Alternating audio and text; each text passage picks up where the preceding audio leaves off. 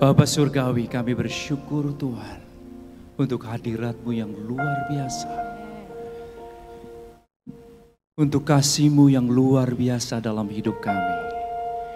Kami bersyukur hari ini, hari yang Kau jadikan, kami boleh memuji, menyembah, memuliakan nama-Mu.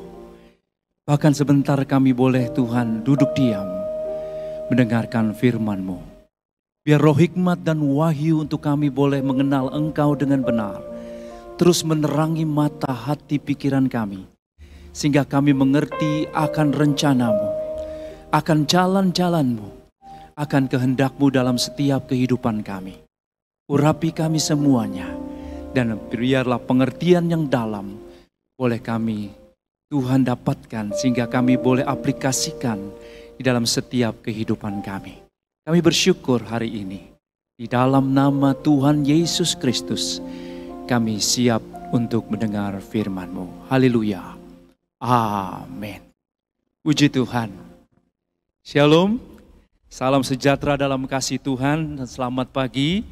Saya ucapkan kepada jemaat Tuhan yang terkasih. Dan saya percaya hari ini adalah hari yang dijadikan Tuhan. Ini adalah permulaan baru yang luar biasa. Dan dalam 1 bulan ini kita sedang membahas surat Yakobus. Dan saya percaya surat Yakobus ini satu surat yang ditulis oleh Rasul Yakobus dan seorang gembala di Yerusalem, di gereja mula-mula. Dan saya percaya bahwa surat Yakobus ini juga menekankan kepada hal tentang iman dan tentang karakter, dan juga tentang hikmat, karena surat Yakobus ini disampaikan kepada 12 suku di perantauan yang sedang merantau, yang sedang diaspora. Jadi penting untuk dikuatkan imannya, penting untuk dikuatkan karakternya, juga penting untuk selalu diingatkan akan hikmat daripada Tuhan. Hari ini saya akan menyampaikan firman Tuhan yang saya beri judul tentang pasangan iman. Saya percaya di dalam Alkitab, di dalam surat Yakobus secara khusus, ini ada kebenaran-kebenaran yang berpasangan. Dan pasangan iman ini penting karena saya percaya bahwa seperti suami istri itu perlu bersama-sama, karena suami istri itu seperti dua sayap. Saya percaya kalau sayapnya satu patah atau sakit, tidak bisa terbang tinggi, yang bisa adalah muter-muter.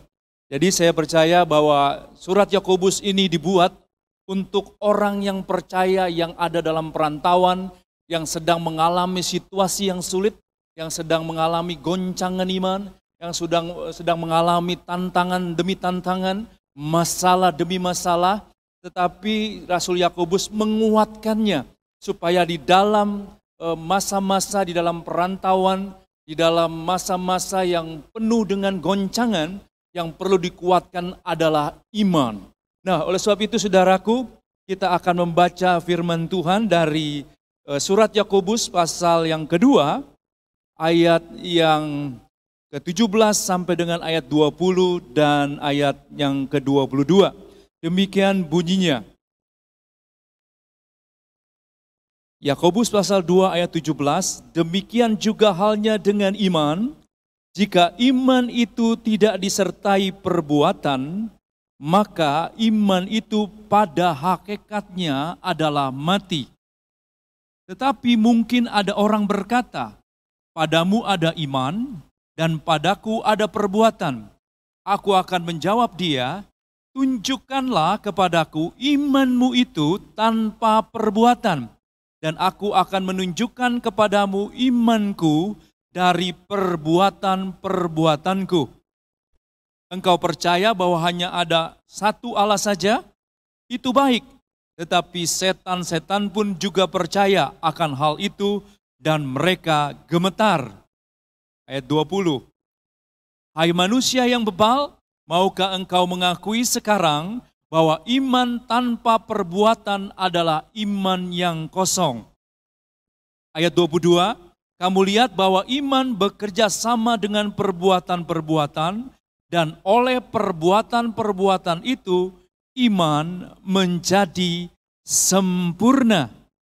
Nah, saudaraku yang dikasihi oleh Tuhan, saya percaya bahwa menurut kitab surat Yakobus ini, iman pasangannya adalah perbuatan. Karena di dalam surat Yakobus ini bukan diberitakan untuk supaya kita menambahkan iman untuk keselamatan. Jadi saudara, saya percaya kalau keselamatan itu karena anugerah dan kita menerimanya dengan iman. Tetapi saudaraku yang dimaksudkan tujuan daripada surat Yakobus ini diberikan kepada orang-orang yang percaya yang kalau mau bersaksi untuk kesaksian, saya percaya perlu ditambahkan perbuatan. Karena kalau tidak ditambahkan perbuatan kasih, perbuatan yang baik saudaraku kepada orang-orang di sekeliling, saudara, iman kita pada hakikatnya mati, kesaksian kita akan mati saudaraku.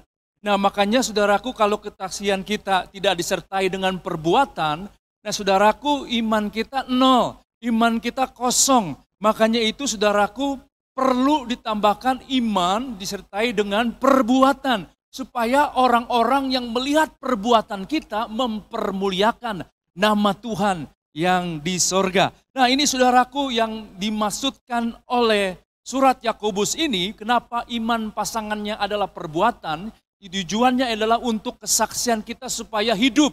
Saudara, kesaksian yang disertai dengan perbuatan itu hidup, dan kesaksian tanpa perbuatan itu kosong. Karena di ayat-ayat sebelumnya dikatakan, kalau orang membutuhkan pakaian, kita perlu mengambil tindakan untuk memberikan pakaian.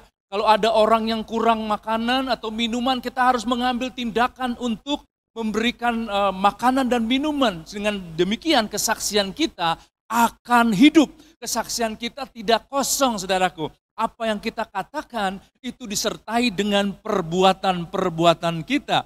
Jadi saudaraku, iman pasangannya adalah perbuatan supaya iman kita itu bertumbuh, saudaraku. Bukan untuk keselamatan, tetapi untuk pertumbuhan rohani. Kita perlu saudara melakukan perbuatan untuk membaca Alkitab, kita berdoa saudaraku, kita melakukan banyak hal, dan melayani Tuhan perlu dengan tindakan-tindakan untuk menyembuhkan orang, berdoa untuk orang sakit, saudaraku untuk bernubuat, bahkan untuk melakukan pemberian-pemberian, bahkan itu semua dilakukan dengan iman disertai dengan perbuatan. Makanya itu saudaraku, saya percaya bahwa penting untuk kita mengerti teori iman, tapi juga jangan lupa saudaraku ada pasangannya.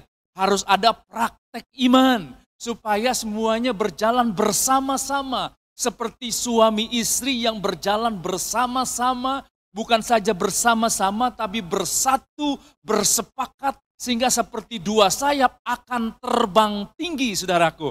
Maka keberhasilan demi keberhasilan akan terjadi. Seperti sayap saudaraku, sayap bisa terbang tinggi. Nah makanya itu ada pasangan iman. Di dalam kesaksian, di dalam pertumbuhan, di dalam kedewasaan rohani, penting untuk menambahkan pasangan iman yaitu perbuatan-perbuatan kita. Kita tahu di dalam Ibrani 11 ayat 1 ada teori iman nih saudaraku. Di dalam Ibrani pasal 11 ayat 1 penulis Ibrani katakan definisi iman adalah dasar dari segala sesuatu yang kita harapkan dan bukti dari segala sesuatu yang belum kita lihat. Iman timbul dari pendengaran dan pendengaran akan firman Kristus. Tetapi iman baru timbul melalui pendengaran. Tapi iman saudaraku bertumbuh lewat kesulitan, lewat tantangan, lewat masalah, lewat pengetahuan firman yang kita praktekkan. Makanya iman itu bertumbuh saudaraku di dalam masa ujian, tantangan, cobaan. Iman itu makin dimurnikan sehingga seperti emas. Emas itu makin dimurnikan dengan api, makin murni. Dan makin murninya emas, makin bernilai. Makanya itu saudara surat Yakobus menekankan kepada iman. Iman selama hidup, iman itu dibutuhkan saudaraku. Ketika kita dipanggil Tuhan nanti setelah meninggal, iman tidak dibutuhkan lagi. Karena kita langsung berjumpa dengan Tuhan. Saudaraku, makanya itu iman di dalam hidup ini perlu kita praktekkan. Saudaraku, pengetahuan-pengetahuan kita pun perlu kita praktekkan dan hidupi sehingga kita boleh mengalami sesuatu, mengalami mujizat, pertolongan Tuhan karena iman disertai dengan perbuatan. Nah, saudara, teori iman adalah dasar dari segala sesuatu yang kita harapkan dan bukti dari segala sesuatu yang belum kita lihat. Nah, saudaraku, ini teori. Tetapi saudaraku, kita secara praktek kita mulai melangkah, mulai mendoakan orang-orang yang sakit, orang-orang yang punya masalah, orang-orang yang punya kesulitan. Saudaraku, mulai memberikan kesaksian, mulai memberitakan Injil, mulai saudaraku kalau ada kuasa-kuasa gelap yang menguasai pikiran dan hati orang, mulai saudaraku usir setan-setan itu saudaraku, dan mulai saudaraku berani untuk bernubuat, berani untuk saudaraku mulai berdoa, memuji, menyembah Tuhan, bersyukur, memberi, saudaraku mengampuni, melayani, semuanya adalah tindakan-tindakan iman. Jadi bukan hanya teori yang kita tahu, tetapi pasangannya adalah praktekkan itu saudaraku. Karena waktu saat kita mempraktekkannya, maka saudaraku, segala sesuatu yang kita harapkan, kita percayai akan menjadi kenyataan di dalam setiap kehidupan kita. Saudaraku tahu waktu saat kita mempraktekkan iman, kita sedang membangun pondasi. Kita membangun pondasi batu demi batu. Karena saudaraku waktu saat kita mempraktekkan iman kita, apa yang kita percayai, itu saudaraku akan terjadi. Dalam situasi yang sulit apapun, bahkan kalau kita minta hikmat, kita mintanya dengan iman. Karena segala sesuatu yang kita minta dan kita lakukan dengan iman, saudaraku itu sesuatu yang pasti akan mendatangkan satu kebaikan yang luar biasa. Nah saudaraku, dalam surat Yakobus ini saudara, ada kebenaran-kebenaran yang berpasangan dalam surat Yakobus. Nah saudara, saya sebut saja di dalam Yakobus 1 ayat 19 dikatakan, hendaklah engkau cepat untuk mendengar. Itu satu sisi pasangannya saudara. Pasangannya adalah lambat untuk berkata-kata. Coba bayangkan saudara, kalau orang cepat mendengar tapi juga cepat berkata-kata. Kita banyak perkataan-perkataan kita yang salah saudara. Makanya itu surat Yakobus pasangkan untuk cepat mendengar itu bagus. Tapi kalau cepat berkata-kata bisa salah. Banyak ngomong, banyak salah. Enggak ngomong, enggak salah saudara. Sedikit ngomong, sedikit salah. Enggak ngomong, enggak salah. Ini bagus saudaraku. Jadi waktu saat kita mendengar, jangan sampai langsung dikeluarkan saudara. Coba dicerna dulu di dalam pikiran, di dalam hati. Sehingga waktu saat keluar, saudaraku tidak salah. Jadi lambat untuk berkata-kata bukan berarti lambat. Tetapi untuk supaya apa yang kita katakan, saudaraku, tidak menyakiti hati orang. Jadi saudaraku itu yang pertama. Jadi di situ juga ada pasangan kebenaran yang berpasangan, pendengar dan pelaku firman. Saudaraku, untuk mendengarkan firman Tuhan sebanyak-banyaknya sangat bagus saudara. Kita sekarang bisa mendengar firman Tuhan dari berbagai YouTube. Saudaraku, kita dari pagi bisa kita tinggal klik, bisa dengar firman Tuhan, itu bagus, kita baca secara pribadi bagus. Renungkan itu saudaraku, perkatakan itu, dan juga pribadikan itu untuk pribadi kita sendiri. Kemudian saudaraku, kita bawa sebagai dasar doa kita, sehingga sudah sangat mudah untuk kita lakukan. Makanya itu bukan hanya mendengar untuk dilupakan, saudaraku, tetapi mendengar untuk kita lakukan. Itu pasangannya saudara. Kalau cuma kita mendengar saja, kita tidak melakukannya, seperti saudaraku cuman tangan kiri saja yang kita latih, tangan kanan nggak dilatih saudara. Cuman tangan kiri yang besar, kemudian tangan kanannya akan kecil saudaraku. Jadi dua-duanya harus dilatih saudara. Baik mendengar maupun melakukan, sehingga seperti dua sayap yang siap untuk terbang. Karena kalau nggak dilakukan saudaraku, kita cuma mendengar, kita nggak akan berbahagia dengan perbuatan kita. Kita nggak akan mengalami pengalaman-pengalaman pribadi dengan Tuhan. Jadi pendengar firman Tuhan perlu juga menghidupi dan melakukannya. Dan saudara, hari ini saya sampaikan dengan iman dan perbuatan. Tanpa iman, tanpa perbuatan, pada hakikatnya kesaksian kita mati tadi. Kesaksian kita kosong. tetapi dengan iman dan perbuatan, dan saya percaya itu akan bertumbuh dan menjadi dewasa seperti kita membangun pondasi. Nah, dikatakan juga pasangan kebenaran ini dibenarkan karena iman. Waktu saat kita percaya kepada Yesus, kita ini dibenarkan. Tapi karena iman akan karya penebusan Yesus, darahnya menyucikan kita, membenarkan kita. Orang yang tidak benar, oleh karena darah Yesus kita dibenarkan. Tapi itu baru satu sisi, ada pasangan yang lain. Supaya kita sayap yang lain juga saudaraku kuat.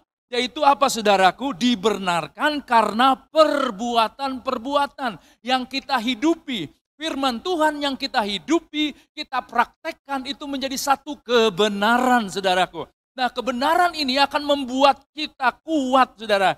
Jadi bukan hanya dibenarkan oleh karena percaya, oleh karena iman, tapi juga kita dibenarkan saudaraku karena perbuatan-perbuatan kita. Nah, seperti Abraham dikatakan bahwa Abraham bukan hanya dibenarkan oleh karena percayanya, dia disebut bapa orang beriman, tetapi juga karena perbuatan-perbuatannya di dalam mempersembahkan Ishak. Dia sangat percaya kepada Allah yang dia percayai.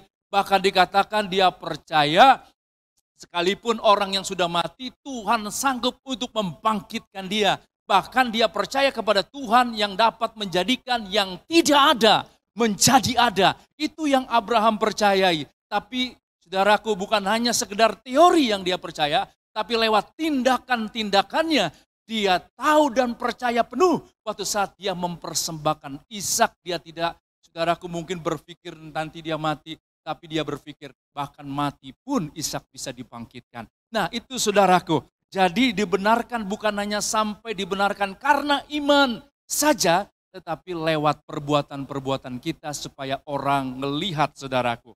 Nah, nama Tuhan dipermuliakan. Nah, dikatakan juga saudaraku ada di dalam surat Yakobus pasal 2 ayat 17 sampai 25 dikatakan ada sisi jasmani. Nah, saudara, latihan jasmani, olahraga penting saudara. Olahraga penting. Tetapi ibadah rohani juga penting saudaraku. Jadi ada jasmani dan ada rohani, itu seperti dua sayap. Ada doa, ada kerja saudaraku. Itu seperti dua sayap. Nah, ini Yakobus ini saudaraku adalah kitab keseimbangan. Jadi saya percaya saudaraku, ini kita perlu seimbang. Nah saudara, ada jasmani, ada rohani, ada tubuh, ada roh. Seperti dikatakan tubuh tanpa roh adalah mati. Jadi tanpa satu dengan yang lainnya itu kosong saudaraku. Mati, makanya penting. Saudara tahukah saudara, Tuhan menciptakan tubuh kita, anggota-anggotanya ini sungguh luar biasa. Kita punya mata dua, kita punya telinga dua, saudaraku punya tangan dan kaki dua saudara. Padahal mulut yang kelihatan ada mulut yang tidak kelihatan. Mulut ini untuk masuk, ada juga mulut untuk keluar. Nah saudara, saya sangat percaya bahwa ini Tuhan ciptakan supaya kita seimbang. Kenapa saudara? Kalau kita cuma melihat dengan mata sebelah kiri saja yang bisa, saudara kita akan lihat cuma sisi kiri saudara. Oleh sebab itu kalau ada orang datang minta nasihat kepada kita, suami istri yang minta nasihat, kalau kita menasihati cuma istrinya saja, saudaraku, dan suaminya tidak, itu cuma satu sisi. Kita nggak tahu dari sisi suaminya bagaimana kalau ada masalah. Jadi dua-duanya saudaraku, kalau kita cuma melatih tangan kanan saja, tangan kiri enggak, saudaraku itu akan berat sebelah. Coba saudara bayangkan kalau kita lari dengan satu kaki. Kita nggak akan bisa saudaraku untuk berlari dengan cepat. Saudara, kenapa saudaraku naik sepeda perlu keseimbangan? Kenapa pesawat terbang ada dua, burung sayapnya ada dua? Itu satu keseimbangan yang Tuhan sedang bentuk, kaki juga ada dua. Itu satu keseimbangan dan ini sesuatu yang luar biasa yang digambarkan oleh surat Yakobus ini supaya kita berhasil di dalam segala sesuatu. Waktu saat kita hidup seimbang, kita punya hikmat yang luar biasa saudara. Jadi saudaraku, waktu saat kita hidup secara seimbang, ada kebenaran-kebenaran dalam kitab Yakobus yang secara pasangan bersamaan, berjalan bersama.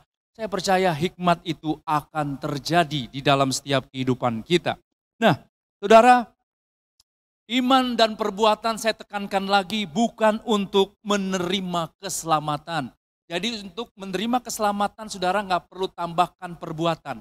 Nggak perlu tambahkan kesalehan dulu saudaraku. Karena tidak ada satu orang pun dikatakan Yesus mati waktu saat kita masih berdosa. Tapi saudaraku dalam Efesus pasal 2 ayat 8 dan 9 dikatakan kita diselamatkan oleh karena anugerah. Dan jalan masuk kepada anugerah itu melalui iman. Jadi pasangan anugerah itu iman saudara. Nah jadi saudaraku kita perlu menerimanya dengan iman anugerah Tuhan, anugerah keselamatan itu. Itu dalam surat Efesus. Tetapi dalam surat Yakobus untuk kesaksian, untuk pertumbuhan, untuk kedewasaan kita perlu tambahkan perbuatan. Yaitu kasih kita saudaraku supaya saudaraku kesaksian kita tidak kosong dan tidak mati. Nah saudaraku supaya kita juga mengalami mujizat-mujizat dan pertolongan Tuhan. Nah ini saudara. Nah saudaraku kenapa kita perlu tambahkan iman dengan perbuatan. Ini saudara tujuan surat Yakobus. Yaitu supaya orang melihat Kristus hidup di dalam dan melalui hidup kita saudara. Dalam masa-masa pandemik ini saya percaya ada banyak orang punya masalah. Ada banyak orang punya kesulitan. Tetapi saya ngelihat di dalam Alkitab. Seringkali mujizat itu dimulai dari masalah. Tahu gak saudaraku ketika orang punya masalah. Bagi orang percaya itu adalah tuaian. Waktu saudaraku untuk kita punya kesempatan. Itu pintu-pintu yang terbuka. Untuk kita boleh bersaksi. Untuk kita bisa menolong, menguatkan. Untuk kita boleh mendoakan. Saudaraku supaya orang melihat Kristus hidup di dalam dan melalui hidup kita. Galatia 2 ayat 20 katakan hal yang senada. Saya tutup dengan ini, saudara. Namun aku hidup, tetapi bukan lagi aku sendiri yang hidup, melainkan Kristus yang hidup di dalam aku. Dan hidupku yang kuhidupi sekarang di dalam daging adalah hidup oleh iman dalam anak Allah yang telah mengasihi aku dan menyerahkan dirinya untuk aku. Saudaraku, rupanya surat Galatia berkata hal yang senada. Galatia 2 ayat 20 dikatakan, aku hidup sekarang. Tapi bukan aku lagi sendiri yang hidup. Tetapi Kristus yang hidup di dalam aku. Dan hidupku di dalam daging, katanya saudaraku, Rasul Paulus. Dikatakan bukan karena aku sendiri, tetapi oleh karena iman. Saudaraku di dalam Kristus yang telah mengasihi dan telah menyerahkan dirinya untuk kita. Saudaraku rupanya iman, pasangannya perbuatan. Supaya orang semuanya melihat kesaksian hidup kita. Orang melihat perbuatan baik kita. Sehingga orang bisa melihat juga Yesus yang tidak kelihatan. Hidup di dalam dan melalui hidup kita. Sekarang ini saya percaya setiap kita, setiap orang-orang, saudaraku, perlu melihat Yesus hidup di dalam hidup kita. Sebentar kita akan seperjamuan dengan Tuhan. Nah saudara, siapkan roti dan anggur yang menjadi lambang tubuh dan darah Kristus.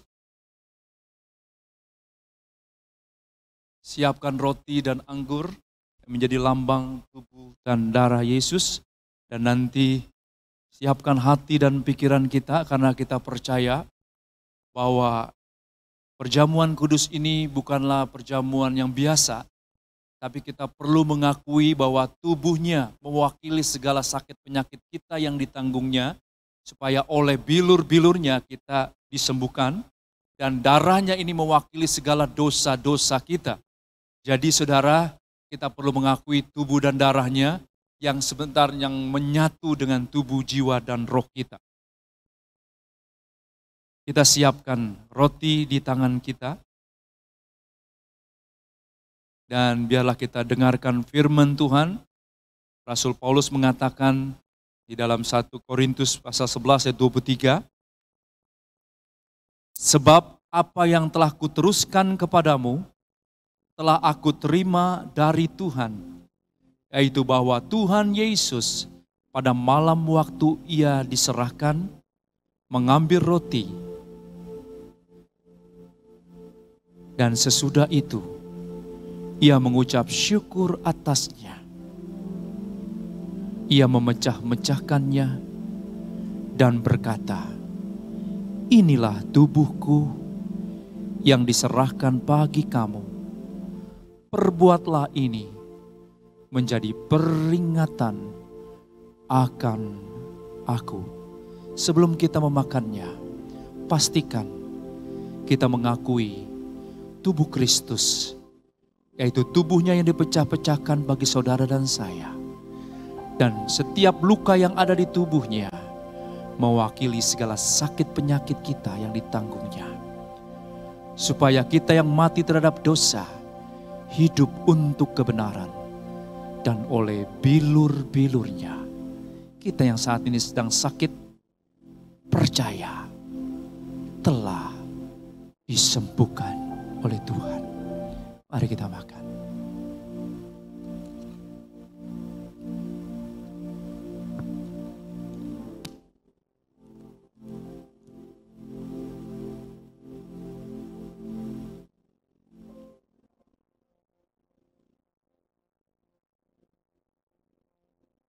Mari kita mengangkat cawan yang berisi anggur. Sudah tahu ini anggur biasa. Tetapi saat kita mempercayainya, ini adalah darah Yesus yang tertumpah dari segala dosa-dosa kita. Dosa-dosa yang kita lakukan dengan pikiran, perkataan, motivasi, perilaku, bahkan dosa asal kita. Dibayar lunas bukan dengan emas dan perak, tetapi dengan darah yang mahal. Akui darah Yesus ini. Karena darah Yesus ini menghancurkan segala kuasa dosa, kuasa setan, sakit penyakit, segala kelemahan, segala kuasa kutuk bentuk apapun. Sehingga kita menerima segala berkat-berkat yang terbaik. Rasul Paulus juga mengatakan, demikian juga ia mengambil cawan sesudah makan, lalu berkata, cawan ini adalah perjanjian baru yang dimeteraikan oleh darahku. Perbuatlah ini setiap kali kamu meminumnya menjadi peringatan akan aku. Mari kita minum.